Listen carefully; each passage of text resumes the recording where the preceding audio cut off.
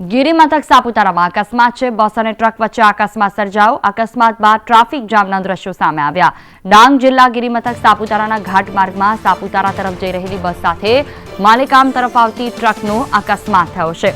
આ અકસ્માતમાં કોઈ જાનહાનિ નથી થઈ। એક બાજુ ટ્રાફિક થઈ જતા સાપુતારા પોલીસ દ્વારા ટ્રાફિક ફરી શરૂ કરવામાં આવી રહ્યો છે।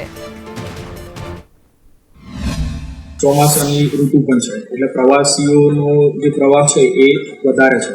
તો જે જિલ્લામાં આવનારા પ્રવાસીઓ તેમજ જિલ્લાના વાહન ચાલકોમાં જાગૃતિ આવે એ માટે અત્યારે અમે જિલ્લામાં પર્વતીય ઢોળાવવાળા વિસ્તારો છે તો તેમાં વાહનો કેવી રીતે ચલાવવા તથા વરસાદની ઋતુમાં વાહનો ચલાવતી વખતે શું જાણકારી રાખવી એ બાબતની અમે એક પ્રેસ નોટ અત્યારે પ્રસિદ્ધ કરી છે। તેમાં આપણે જોઈએ તો પર્વતીય વિસ્તારમાં આપણે જ્યારે ગાડી ચલાવતા હોઈએ તો આપણે એ વસ્તુનું ધ્યાન રાખવું કે જ્યારે આપણે ચઢાણમાં આપણે નીચે ઉતરતા હોઈએ અને કોઈક ગાડી ચઢાણમાં છે તો આપણે જે ચડતી ગાડી છે એને આપણે પ્રાથમિકતા આપવાની છે।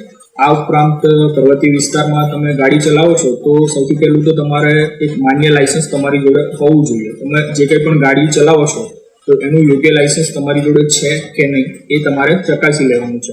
આ ઉપરાંત જ્યારે પર્વતીય વિસ્તારમાં આપ ગાડી ચલાવો છો તો આપની જોડે જે તે વાહન ચલાવવાનો એક વધારે અનુભવ પણ હોવો જરૂરી છે। તમને કોન્ફિડન્સ હોય તો જ પર્વતીય વિસ્તારમાં તમારે ગાડી ચલાવવી જોઈએ।